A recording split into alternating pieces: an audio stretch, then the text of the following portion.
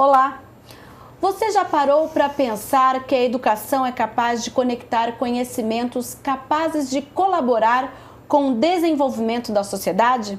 Esta é a reflexão proposta pela 9ª Semana de Educação, que começou no último dia 22 e vai até o dia 29 de setembro e que conta com diversas atividades. E aqui no Questão de Ordem também faremos essa reflexão com a participação da responsável sobre responsabilidade do poder público no programa de hoje com a supervisora do Departamento de Educação da FEAC, a Thaís Esperança Rigueto, também com a Gisele Marque, que é representante da NAED Norte, da Secretaria Municipal de Educação e coordenadora pedagógica, e ainda com o presidente da Comissão de Educação e Esporte da Câmara de Campinas, o vereador Antônio Flores. Sejam todos bem-vindos. E minha pergunta é primeiro já para a Thaís, que vem falar novamente aqui com a gente. Quando a gente fala da Semana da Educação, vocês trazem como tema conectar a educação, superar desafios. Quais os desafios, então, que precisam ser superados neste momento? Seja bem-vinda. Obrigada, Mirna. Muito obrigada aí, ouvintes, vocês que estão nos acompanhando. Hoje, acho que a semana, ela quis ir além um pouquinho da educação. Bom, a gente hoje pensa que a educação já tem muitos desafios, mas esses desafios são reflexos da nossa sociedade. Então, hoje os desafios são econômicos, a gente vê aí um alto índice de desemprego na nossa sociedade. Os desafios são de saúde, como que a gente consegue aí ter uma qualidade de vida. Os desafios hoje são em relação à empregabilidade, né, como eu falei, do alto índice de desemprego. E a avaliação da educação, a gente também vai trazer temas como inovação. Então, a gente tem aí múltiplos desafios que vão ser explorados ao longo dessa semana. Então, a gente tem palestras, oficinas, que vão trazer temas também como sustentabilidade, que vão estar na pauta aí para que a gente consiga energizar a sociedade e não só responsabilizar a educação. Então, se a educação hoje ela está do jeito que está, que a sociedade como um todo está pedindo aí socorro e a gente precisa olhar com carinho para essas múltiplas conexões da educação. Então, se a gente quer desenvolvimento social, a gente precisa olhar para esses desafios e entender como eles se conectam com a educação. Tá certo. Então, e agora a gente vai conversar com a Gisele, que é coordenadora pedagógica, representante aqui da Secretaria Municipal de Educação. Ela também é da NAED Norte. A NAED é o Núcleo de Ação Educativa Descentralizada aqui de Campinas, da Secretaria de Educação. E quando a gente fala nesses desafios, Gisele, como é possível hoje, numa educação municipal, a prefeitura é responsável pela educação até o ensino fundamental, pensar nessa educação de forma que possa promover, de certa forma, o desenvolvimento social do aluno? Seja bem-vinda. Obrigada, eu agradeço, parabenizo pela Semana da Educação, né? Cumprimento os colegas. Eu penso que é um conjunto, né? A escola não é sozinha, o muro dela não é o limite, né? Ela precisa se conectar com a comunidade, os professores precisam de formação e eles têm, né, na nossa educação municipal. Nós temos um centro de formação e nessa época onde acontece a Semana de Educação é mais uma oportunidade para que eles tenham mais formação, né? Então é muito bom e eu acho que o segredo é esse mesmo, conectar a comunidade, né, do entorno da escola, a escola, fazer com que a criança, né, o adulto, sinta parte da escola, faça parte daquilo, saiba que lá é um espaço dele, né, para ele, né, e que ele precisa cuidar. Tá certo. Então, o vereador Antônio Flores, senhor presidente da Comissão de Educação, traz sempre que pode, inclusive representantes da Secretaria de Educação e de outras instituições para falar sobre o tema aqui na Câmara. No que diz respeito à legislação, como o senhor acha que a Câmara, aqui em Campinas, pode contribuir no sentido de discutir temas importantes que levem até a escola esse desenvolvimento social? Seja bem-vindo. Muito obrigado, Bina. Quero aqui cumprimentar Thaís Rigueto, supervisora da FEAC, que, aliás, é um grande parceiro na área da educação, não só idealizadora desse projeto, desde muitos anos, né? Já é a nona edição. Então, quero saudar e cumprimentar a FEAC e também saudar a Gisele Marque, representando aqui a Solange, Policério e toda a educação. Prazer estar aqui. Mina, eu creio que a Comissão de Educação e a Câmara como um todo pode muito colaborar. Aliás, a gente já vem fazendo esse trabalho, participando desde das primeiras edições da Semana da Educação.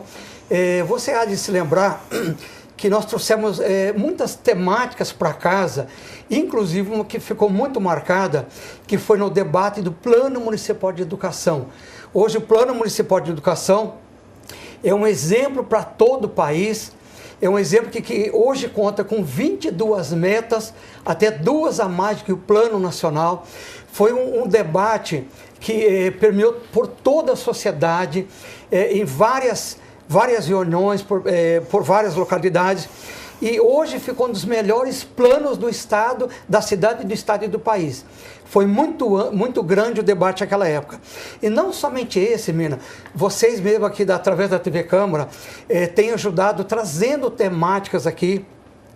E a grande importância de tudo isso, eu sei que as técnicas aqui têm uma visão até mais ampla do que eu, mas a gente olhar a educação como um todo, desde a educação infantil, tentar segurar creche para todas as crianças, o que está muito difícil, professora, nos dias de hoje, porque parece, Mina, que nós estamos fazendo um enxuga-gelo, porque devido a toda essa crise econômica, social, não tem permitido que todas as crianças tenham acesso à creche.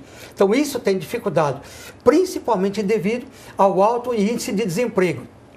O que, por mais que a Secretaria da Educação, o governo Jonas Donizete, tem construído novas creches, novas vagas de creche, tem feito parceria com entidades particulares, mas tem tido essa dificuldade. Então a gente quer colaborar, tanto a nível de ensino fundamental, da creche, trazendo sim leis para ser aprovada e apoiada a nível da Câmara Municipal, mas especialmente olhando a educação como um todo. Certo, então, Thaís, já que o vereador comentou essa questão da educação infantil, quando se pensou em política pública para a educação, talvez não se tenha levado alguns critérios em consideração. O primeiro deles, essa questão da mulher que antes ficava com o filho até uma certa idade, sim, que ela precisou ir para o mercado de trabalho e precisava de uma creche para deixar essa criança.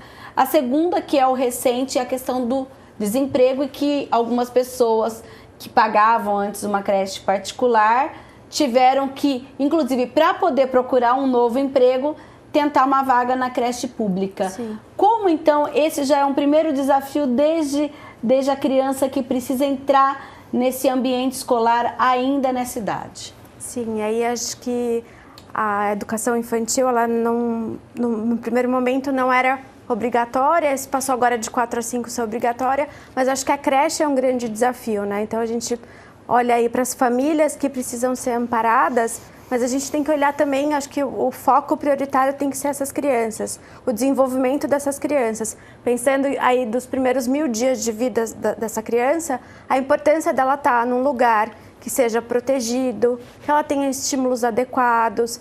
Então, eu acho que a gente tem que olhar, sim, para onde está essa criança. Então, a criança aí na sua primeiríssima infância, a gente tem que ter lugares adequados, profissionais capacitados e aqueles que optarem em ficar com a família, que essa família seja estruturada, que dê a condição para essa criança se desenvolver aí ao longo da vida. Então, essa base tem que ser prioridade, tem que ser política pública e tem que estar em pauta. Que a gente acaba pensando, não, é um bebê, mas é um momento fundamental no desenvolvimento, aí a base para esse indivíduo se desenvolver. Então, ela tem que estar em pauta urgente, assim. Sim, Gisele, nesse desenvolvimento, a gente, inclusive, recebeu há alguns anos aqui na Câmara Municipal um grupo de mães que se falava justamente das questões de qualidade na educação infantil, porque se sabe que nunca essa conta é fechada, né? Demanda e oferta.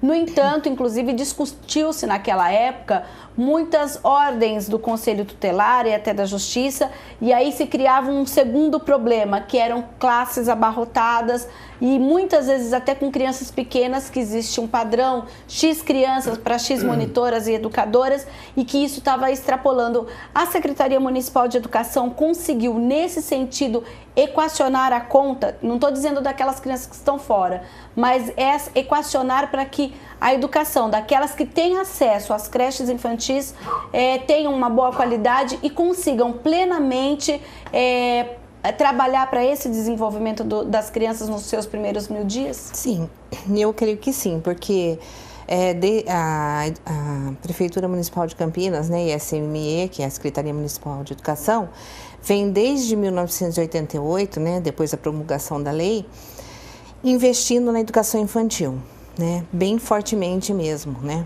e a ordem judicial, na verdade, foi uma surpresa para o poder público, porque a gente estava preocupado com as crianças que estavam fora, lógico, mas tem uma lista, né? E a ordem judicial corta essa lista. Então vai contra até o princípio de esperar o outro, né? Então, mas dentro da escola a gente tem um limite, né? A gente conversa com o Ministério Público, uma conversa entre a secretária e a gente vê também a qualidade do ambiente que essa criança está. Nossos profissionais, ao longo desses anos, vêm se formando muito para trabalhar com essas crianças pequenas e pequenininhas. Porque no começo, nós educadores não sabíamos o que fazer com essas crianças bem pequenas, né? Isso eu falo em 1991, 92. Mas chegando lá, a gente viu que não poderia ser a mesma coisa do fundamental. Nós teríamos que criar um novo jeito de ensinar, né? Porque as crianças pequenas também aprendem, né? Elas aprendem e devem aprender. Então, a gente criou, através de formações, de debates, de novas formas de ensinar a criança pequena. Então, nossos agrupamentos 1, que a gente chama, que são as crianças bem pequenas, né?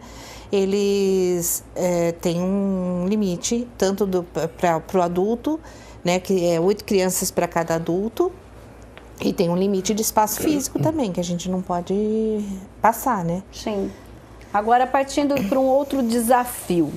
Prevenção da violência, abordagem no ambiente escolar, inclusive, que é um dos temas de uma das atividades pelo Instituto Sou da Paz. Sim. Queria que você falasse um pouquinho dessa preocupação. A gente vê muitas notícias de briga entre alunos, dentro de sala de aula, ou fora também.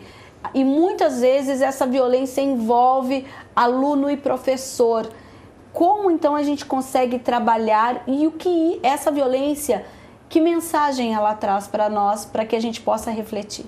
Então, acho que esse é um grande desafio da semana, que vai estar presente em vários dos nossos eventos, que eu acho que hoje esses jovens, eles estão tentando, acho que pedir socorro, né? A gente percebe aí pelos índices de evasão, até mesmo o resultado do IDEB, que eles não estão conseguindo aprender. Então, a gente precisa olhar, claro, os desafios sociais que estão aí em pauta, questão de desemprego, estrutura familiar, mas a gente também tem que olhar a forma como a escola está organizada hoje. A questão de você confinar esses alunos durante um longo tempo dentro de um mesmo espaço físico, a aula meramente expositiva. Hoje o jovem não, ele quer colocar a mão na massa, ele quer vivenciar, ele quer experimentar, ele tem acesso à tecnologia, à informação. Então, hoje a escola também precisa conversar com esse jovem. Mas aí, então, a gente precisa mudar, inclusive, a formação desse professor para que ele proponha isso? Gostaria de falar sobre isso. Claro.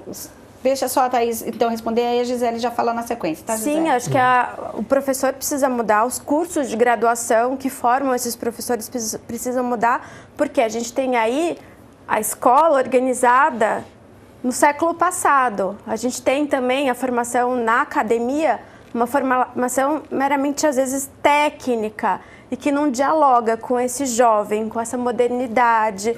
Então, um dos temas da semana vai ser inovação, falar um pouco dessas escolas sem muros, sem sala de aula, que são outras propostas que estão dando resultado. Então, acho que o grande desafio é a gente olhar hoje esses projetos políticos pedagógicos, a gente olhar a organização da escola e propor e usar outros modelos, porque a gente está vendo que o modelo atual não está dando certo. Então, acho que a violência, ela, claro, é relacionada a fatores externos, mas tem a questão interna mesmo desse jovem que tem outros desafios, tem outras necessidades e a gente não está conseguindo escutá-los, a gente não está conseguindo proporcionar um ambiente para que ele se desenvolva. Então, acho que é isso. Então, disse que eu não sou tão pessimista em relação à escola. Eu acho que a culpa não é só da escola e eu não posso falar pelo Estado porque realmente não conheço um trabalho lá, né? Mas na rede municipal, todas as nossas escolas de ensino fundamental não têm esse perfil de confinamento das crianças, de aulas meramente expositivas.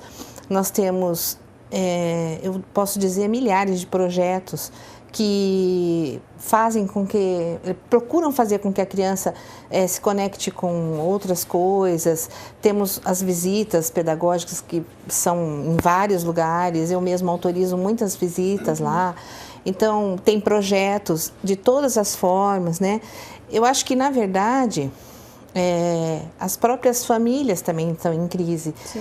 Quando a escola está em crise, é porque a sociedade está em crise. A escola, ela nunca está em crise sozinha, ela está em crise junto com a sociedade. Então, na verdade, né, a sociedade tem que começar a renascer, né? Então, assim, nossas crianças, muitas são frutos de famílias que os pais não tiveram nenhum tipo de controle, de educação, de vivência, né, em sistema, em ordem, né, essas coisas. Então, a gente precisa mesmo, por isso que eu falo, trazer a comunidade para dentro da escola, né, porque não é o muro que separa, é a falta de diálogo. Nesse sentido, vereador, a Câmara tem aprovado várias propostas, por exemplo, de disciplinas, digamos assim, não obrigatórias, mas que possam ser...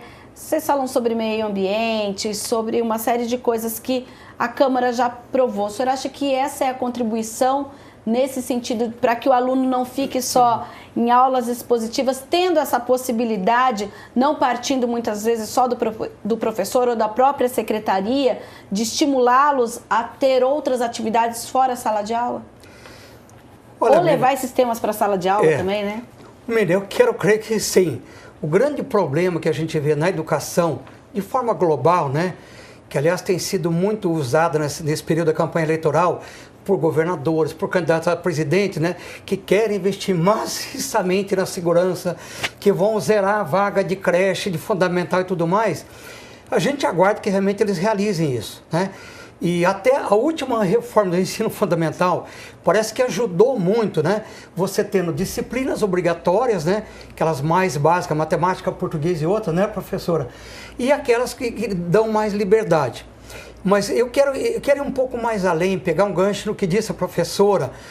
Nós já fizemos um debate aqui, acho que no ano passado, você mesmo coordenando, onde a gente via, professora, a grande dificuldade dos professores hoje, por mais que a Thaís Regueto trouxe a temática na escola, parece que foi preparada no século anterior. E é verdade. Mas todos os professores são formados, né, para exercer o magistério, né, com todo o saber. Mas a grande dúvida hoje, até foi produto dessa temática, até que ponto os alunos da geração X, Y e Z ajudam a colaborar ou não. Aparentemente, os professores são os mestres que nos ensinam e que nós devemos aprender. Que como a gente tinha antigamente, o mestre era o nosso pai, nossa mãe, tinha mais respeito. E hoje dá a impressão que os alunos, por ser criado nesse período de alta tecnologia, que eles sabem mais do que os professores, e aí entra esse conflito de ideia, né? Então eu quero crer que é uma temática, menina, muito abrangente. Mas aí a gente não tem que também, então, atualizar esses professores, vereador? Não, sim. Com a tecnologia, no caso? Exato, exatamente como a professora já comentou. Mas é uma coisa que primeiro precisa se cuidar da grade, né? Parece que a reforma do ensino fundamental já deu uma contemplada nisso. Os professores, se você olhar no Plano Municipal de Educação, ele já contempla. Antigamente, você lembra, bastava ter o magistério. E agora não, tem que ter hoje pedagogia. existe pedagogia, né? Está contemplado até a pós-graduação de professores também, para ajudar a evoluir. Mas independente de pós-graduação, do magistério, precisam estar conectados com os dias de hoje.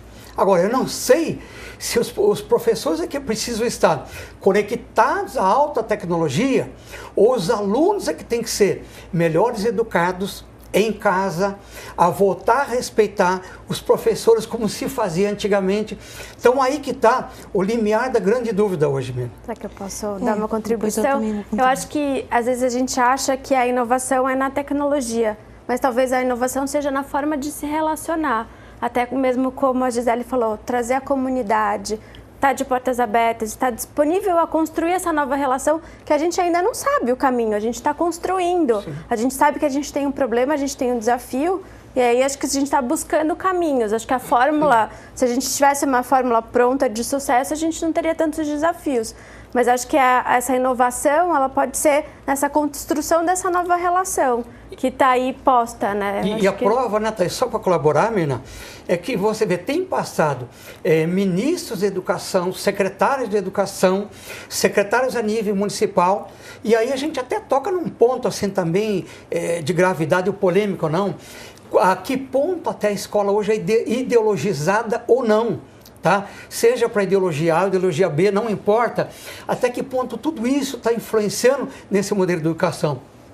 Então, realmente, tem passado ministros, secretários e tudo mais, e como disse a Thaís, dá a impressão que não se chegou a um denominador comum ainda.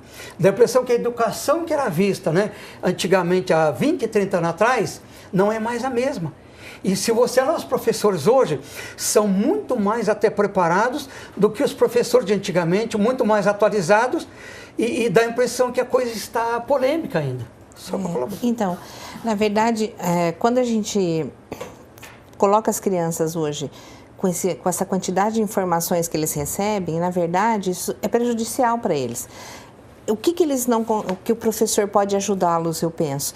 A selecionar essa informação, porque não adianta quantidade, não qualidade. Então, se eu vou fazer uma pesquisa, eu tenho que selecionar essa pesquisa, eu tenho que ver o que daquilo vai servir para mim, para a minha vida. A escola tem como o papel principal é passar para as crianças a cultura, a nossa cultura, como a gente viveu, como a gente vive, e questionar. Será que assim é bom? Será que foi bom? Será que vai ser bom? E tudo que é extremista faz mal. E aí que eu entro também nessa coisa da ideologia, né? A escola ela tem que se afastar de extremos, né? E a escola tem que ter autonomia para criar a sua própria vivência lá dentro. Não precisa reproduzir tudo que as famílias fazem. As famílias têm as suas próprias, a própria religião, as festas, né? Então, a escola não precisa reproduzir isso. Ela tem que criar formas novas de ensinar conteúdos, né, dessa sociedade que a gente vive, de forma a não direcionar nem para um lado, nem para o outro, mas para o lado do correto, né, do que é correto e que vai trazer benefícios para a nossa sociedade futuramente. Perfeito. Então, a gente vai para um breve intervalo no Questão de Ordem e, na sequência, a gente volta discutindo os desafios aí postos para a educação e temas que são discutidos na Semana de Educação de Campinas. A gente volta já já.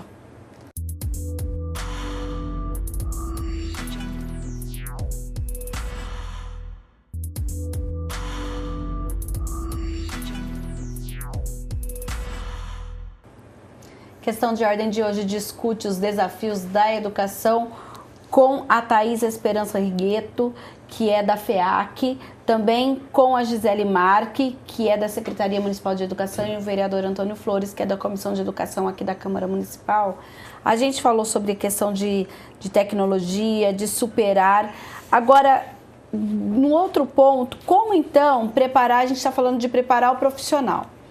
Às vezes a gente tem profissionais super preparados, mas a estrutura também da escola, às vezes, ela não é, como se diz, não é condizente. Qual é a responsabilidade aí? É só do profissional, por exemplo, o professor que quer usar uma tecnologia, ele está super preparado, ele preparou um material em casa, só que ele chega na escola e às vezes a escola não tem essa tecnologia, aí ele tem que se valer do quadro ainda. Como a gente consegue, então, fazer com que tudo tenha uma medida para que as crianças não se entediem, por exemplo, Gisele? Na verdade, assim, aqui em Campinas, cada escola tem uma conta que chama Conta Escola, que é uma verba que a escola recebe e a escola pode investir nisso, por exemplo. Então, se tem um professor com um projeto muito inovador, que precisa de outras coisas, a escola pode comprar, fazer a previsão no orçamento, passar pelo conselho de escola, os outros profissionais e comprar. Então, dificilmente ele vai ficar refém do quadro, né? Mas isso é uma decisão da escola, da APM? É uma decisão da equipe gestora da escola, dos professores e do conselho de escola, que o conselho de escola são pais, professores, tudo em proporcional, né? E pais, professores, funcionários que vão olhar esse planejamento da escola, do que eles vão comprar. Por exemplo, ele precisa de um data show, de um equipamento multimídia e não só da lousa. Então, aí eles compram, às vezes compram um para cada sala. As nossas escolas de ensino fundamental têm um retroprojetor. Sim. O retroprojetor não, que isso aí é bem antigo. O projetor multimídia, a maioria tem várias salas já, né? Então, Campinas tem um bom índice no IDEB? Temos. Nós, na verdade, no Fundamental 1 nós alcançamos, no 2 nós avançamos bastante, ainda não alcançamos mas a gente avançou muito, muito mesmo. E as escolas comemoraram muito esse avanço, porque nós chegamos muito perto. O esperado era 5.3. É do primeiro ao quinto ano, é isso, né? O Fundamental 1 do primeiro ao quinto e o 2 de sexto ao nono. Tá. No 2 a gente avançou bastante, né? E era 5.3 o esperado, nós chegamos no 5.1. E fomos de 4.6 até 5.1. Quer dizer, foi um avanço muito grande, um trabalho muito grande dos professores, dos alunos, das crianças. A gente vê que eles estão interessados nesse índice, apesar do índice não ser a única forma de expressar a aprendizagem da criança, porque muitas crianças não têm dificuldades, têm deficiência, né? Deficiência física, né? E não conseguem atingir essa aprendizagem assim plenamente, mas avança muito daquilo que chegou para cá. E nós atendemos como município a maioria das crianças com deficiência, né, em Campinas. Sim, daqui a pouco a gente vai falar sobre educação inclusiva, mas quando a gente vê avanços como esse, vocês que observam de uma forma macro a questão da educação, por exemplo, isso é importante quando a gente pensa e não chegamos ainda no ideal, mas estamos avançando? Então, eu acho que, claro, toda conquista ela deve ser posta aí como positiva para o grupo. Mas na hora que a gente compara o Brasil com o mundo, a gente vê que a gente está muito aquém. Então, a gente pega os resultados, o Brasil, no PISA, que são avaliados 70 países, o Brasil ficou na posição 63 em ciências, 59 em leitura e 66 em matemática. Então, acho que o olhar... Disciplinas que são avaliadas nesse ano de 2015 então, português, no PISA. Matemática e ciências. Isso. Ciências se aprende no Fundamental 2, é isso. Mas português e matemática desde o começo. Sim, sim. Não, tudo desde o começo. Ciências desde o começo? Sim. Então quer dizer que a gente está muito aquém. A gente está na rabeira aí dos países da OCDE, então eu acho que assim, claro, a gente tem a nossa avaliação interna, mas a gente tem que ter um olhar crítico que é o mínimo, assim, o 5 é o mínimo, a gente às vezes não consegue atingir o 5. Se a gente olhar o resultado do Brasil do ensino médio, a gente ficou acho que com 3,5 de IDEB, então... É claro, a gente tem que conquistar, a gente tem que estimular, a gente tem que estar junto com esses profissionais, que acho que o desafio é de todos nós, não é só da escola. É 3,8 a meta do ensino médio. Então, 3,8. A meta, desculpa, 4,7 e nós ficamos com 3,8. 3,8, então a gente ficou bem abaixo. Então, eu acho que assim, a gente, claro... Brasil, né? Isso, Brasil. a nossa realidade. O Brasil é um país aí que tem desafios, mas a gente tem que pensar que a gente não pode se contentar assim com esses 5, atingir essa meta, porque a hora que a gente olha para o mundo, para economias como Coreia do Sul, como Singapura, cara, a gente não pode comparar, né? Acho que cada realidade é uma realidade. Acho que sou contra essa comparação, mas a hora que você olha no geral e vê que a gente ficou na rabeira, a gente, poxa, tem que soltar um alerta aí que alguma coisa não está indo bem. Sim. Mas eu acho que sim, a gente tem que lutar para alcançar as metas, a gente tem que estar junto, a gente tem que estimular os professores, a gente tem que aí pensar em alternativas, trazer outras metodologias, olhar para a nossa formação, para a valorização da nossa carreira, que eu acho que é muito importante a valorização da carreira do professor. Mas a gente tem que olhar para esses desafios, porque Inclusive, a gente ainda... Thaís, nesse desafio, na Semana de Educação, vocês falam que uma das últimas atividades vai ser o compartilhamento de boas práticas pedagógicas entre escolas. Exatamente. Isso ajuda bastante, até quando a gente fala desses números? Claro, porque eu também acho que concordo com a Gisele que a gente também não tem que ser pessimista, né? A gente tem que olhar que tem muita coisa legal acontecendo, acho que aqui em Campinas, no Brasil, projetos inovadores, professores que fazem diferente, fazem a diferença. Então, a gente vai terminar com um grande congresso aí de práticas para que os professores também consigam compartilhar com aquele que está em formação o que ele está fazendo em sala de aula, como que ele está inovando, como ele está conseguindo estimular seus alunos. Então, é para fechar com esse espírito para cima, assim, de alegria, de comemorar, de olhar para a escola e olhar para a escola que está fazendo coisas diferentes para que a gente consiga ter essa troca entre os educadores, tanto aí de todas as séries, que a gente consiga ter esse grande encontro. Então, a gente teve mais aí de 200 trabalhos inscritos, a gente vai ter esse grande momento aí de fechar com as coisas boas que acontecem na escola. Agora, quando a gente fala de coisas boas, por exemplo, no ensino municipal, vocês também têm essa troca de uma experiência de uma escola que desenvolveu algum projeto que possa ser disseminado nas outras? Temos. Nós acabamos de encerrar o seminário de educação infantil, que aconteceu em todos os NAEDs, né, que são as regiões. Foram trocas de experiências na educação infantil. E agora nós estamos pensando para o fundamental também. E o fundamental também faz isso nas reuniões que a gente tem nas regiões e também na reunião central com os orientadores pedagógicos. Eles também fazem essa troca. E tem muita coisa boa, tem muito professor interessado. Inclusive, nessa semana, eles se sentem bem valorizados, eles vão, eles participam, eles elogiam, estimulamos. A gente manda via e-mail, manda folheto, fala nas reuniões, porque toda a valoração que a gente pode fazer para os profissionais, né, é bem-vinda. E eu acho que estimula eles a ficarem mais felizes ainda e mais animados para trabalhar, né? Mas assim, nós temos trabalho de primeira, de ponta mesmo, uma coisa muito boa. Convido até vocês para o próximo seminário que a gente tiver. Agora, já você citou lá atrás, inclusive, a questão do IDEB, a questão da educação inclusiva.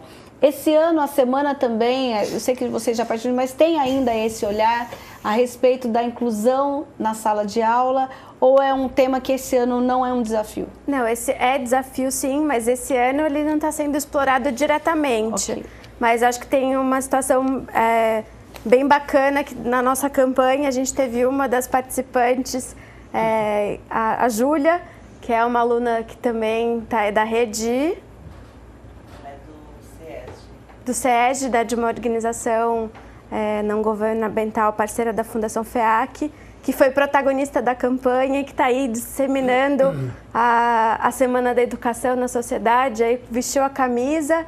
Então, de uma certa forma, está sendo contemplada e a gente está olhando, claro, para os desafios, sempre com o olhar da inclusão também, né? Como que a gente traz essa discussão e coloca em pauta. E a Fundação FEAC tem seus programas e projetos que são exclusivos para olhar a pessoa com deficiência e esse desafio da inclusão. Então, esse desafio faz parte do nosso dia a dia. Por que trazer a questão do empreendedorismo para falar sobre educação?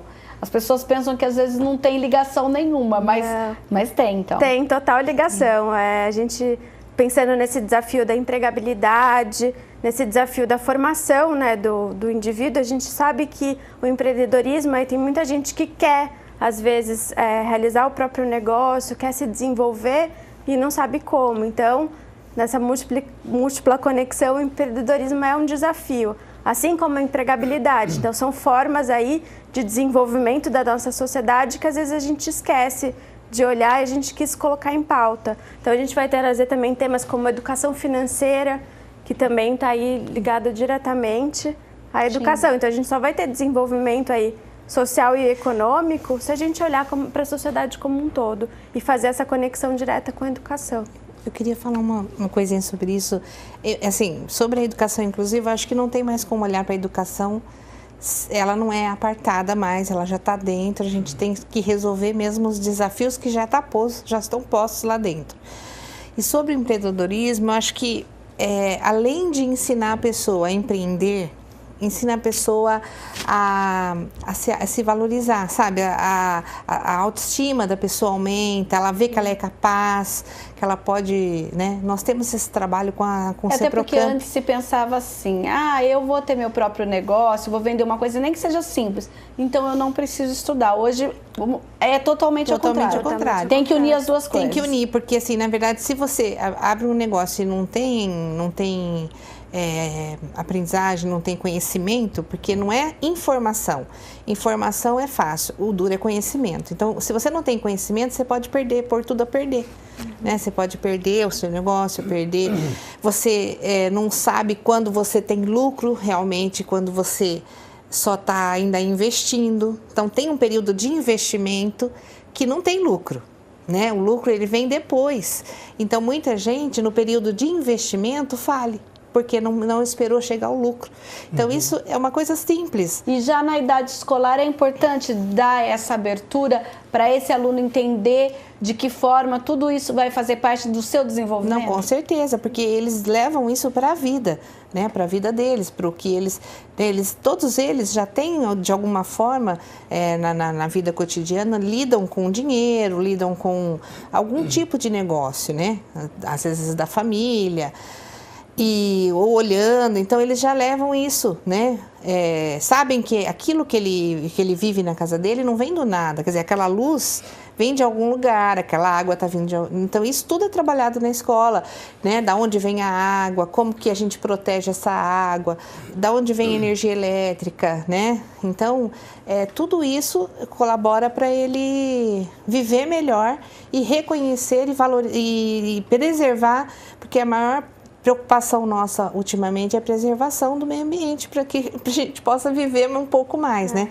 E eu achei interessante também, esse trabalho da Semana de Educação, porque ela sempre conversa com os professores no ano anterior sobre o tema do próximo ano. Então, né, eu acho legal isso, essa sondagem, né? E aí você fica, naquele momento, você fica pensando, porque isso eu participei de todos os anos, né? E você fica pensando, o que eu queria para o ano que vem? O que eu queria para o ano que vem? Quem que eu quero ouvir o ano que vem, né? Então, assim, e sempre com educadores, com palestrantes de primeira linha, né? Então, é muito bacana isso, né? A gente trabalha com empreendedorismo no Seprocamp. Ele vem até as nossas escolas, em dupla docência, né? E a gente tem vários cursos para os nossos jovens e adultos. Aí já na educação do ensino médio. É ensino médio, mas a gente tem também a EJA, né? Sim. Que é o ensino de jovens e adultos que não puderam completar os estudos na idade da infância, né?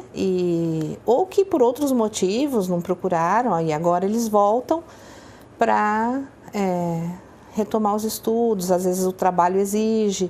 Então, a gente foca mais o empreendedorismo nessa etapa, né? Tá certo. Quando a gente fala na questão do aprendizado, a gente sabe ainda que existe a questão do analfabetismo funcional. Inclusive, quando se fala em números que nós estamos tão atrás na língua portuguesa, na matemática, desde o começo se falou, olha, um aluno está no 3º ano do ensino fundamental, mas ele não corresponde ao 3º, está no 5º, etc. A gente ainda tem esse problema no ensino fundamental. Como está em relação ao ensino médio, Thaís? Então, acho que é um problema que a gente verifica também no ensino médio. Ele é carregado ao longo da vida.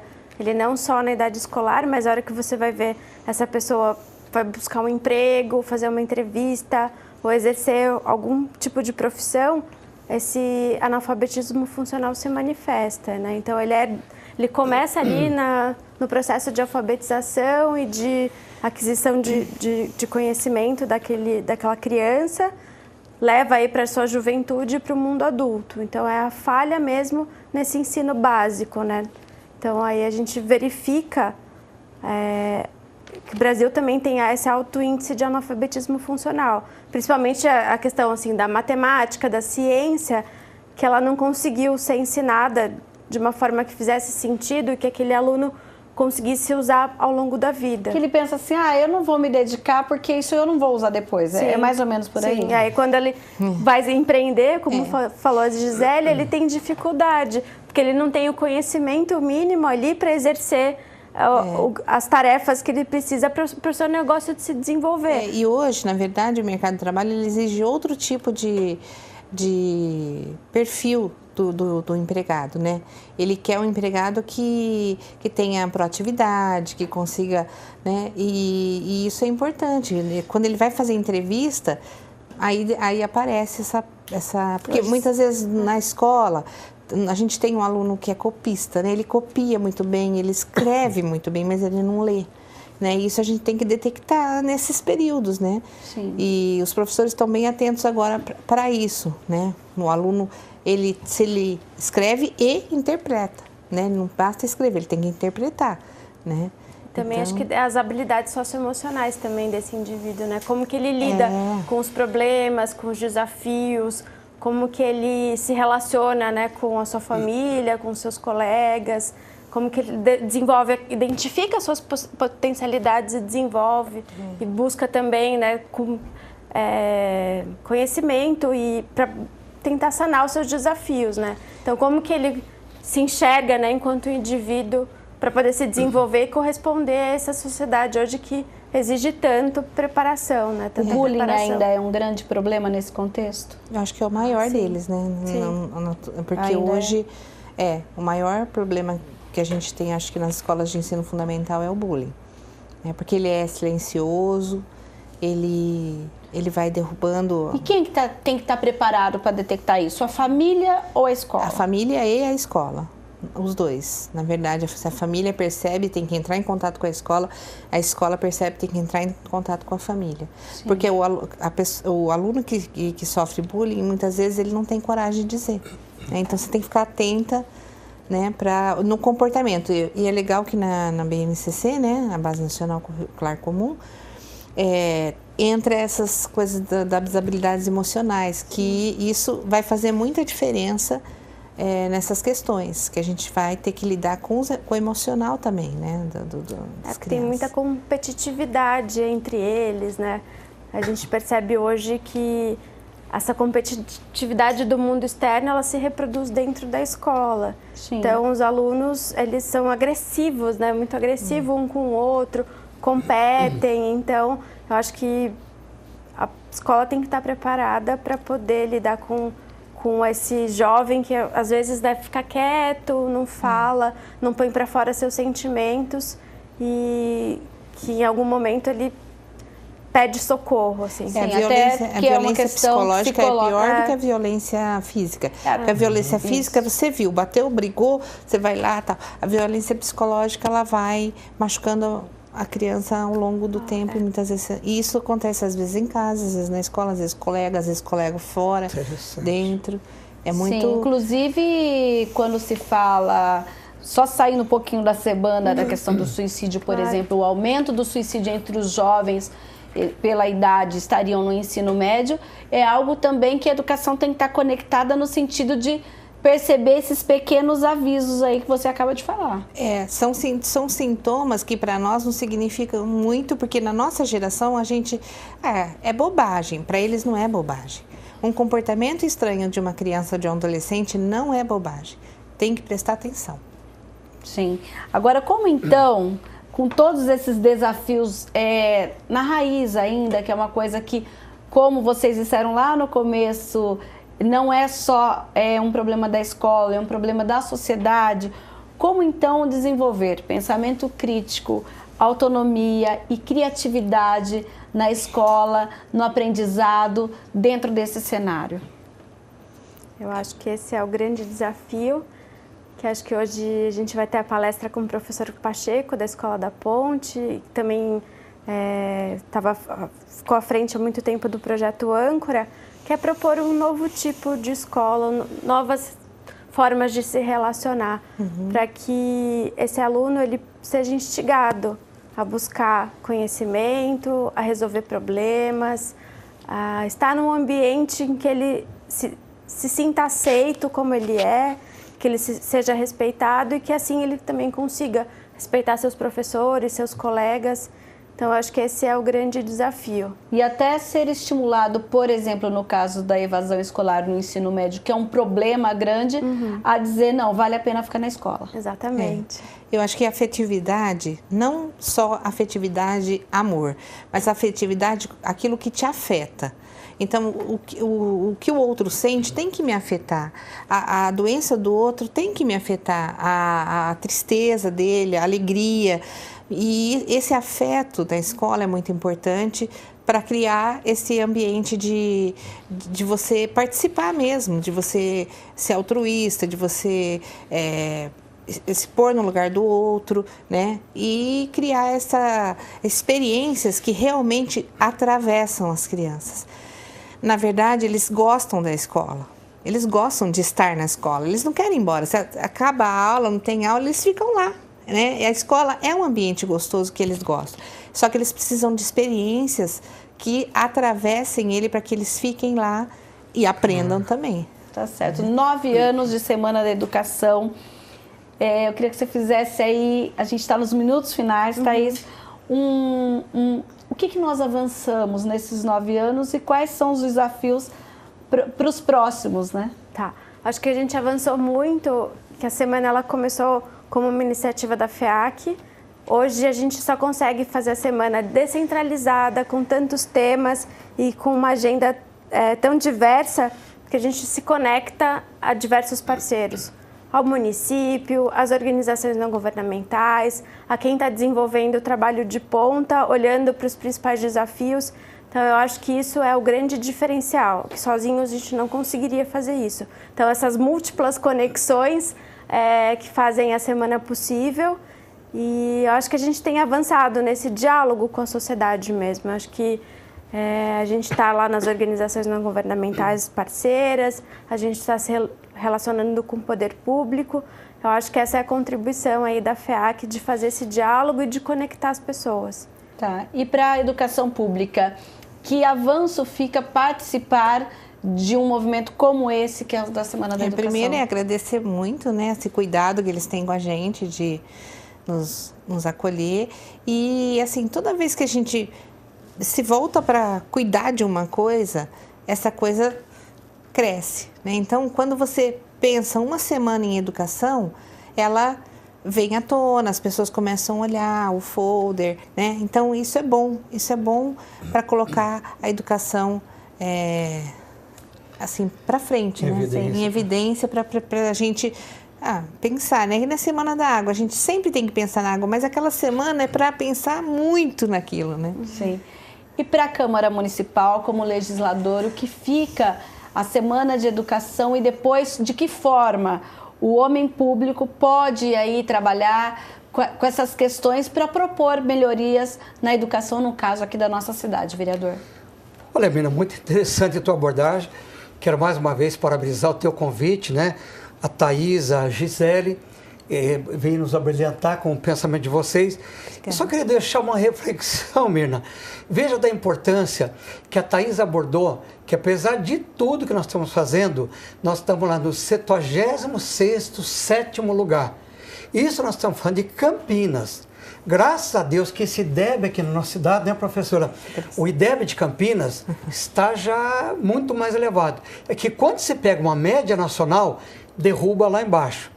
Então aí que está a importância, que eu queria parabenizar todos, né? A FEAC, a Fundação De Pascoal, a Câmara de Campinas, a Prefeitura, devido estar fomentando isso há 9 anos já, em conjunto. Por quê? Porque Campinas é um expoente nessa área. Quando você estava tocando até na matéria inclusiva, nós vemos, menino, essa mesma proposta na escola municipal. A escola municipal, ela se difere até de outra, da escola estadual. Muitos alunos, professora, querem migrar, nos pedem como vereador para migrar da escola que estão para a escola municipal devido à inclusão para autismo, para isso, para aquilo, né? Aí então a importância dessa 9ª semana, e creio que nós podemos colaborar sim, principalmente trazendo temas para esta casa dessa natureza. Queria parabenizar. Tá certo. Posso então fazer o convite? Pode sim. Quem quiser acessar a programação é semanadeducacau.org.br. Estão todos convidados, que essa semana foi feita com muito carinho para toda Campinas. Como certo, todos então, os anos, viu? Aparecendo aí o site semanadaeducacau.org.br e ainda pelo telefone 3794-3512. Vai lá, dá tempo de participar. E a gente fica por aqui. Se você não assistiu o nosso programa por inteiro, entre no youtube.com/TV Câmara Campinas e ali você vai na playlist Questão de Ordem e acompanha não só esse tema, mas tantos outros que a gente discute por aqui. E até um próximo programa.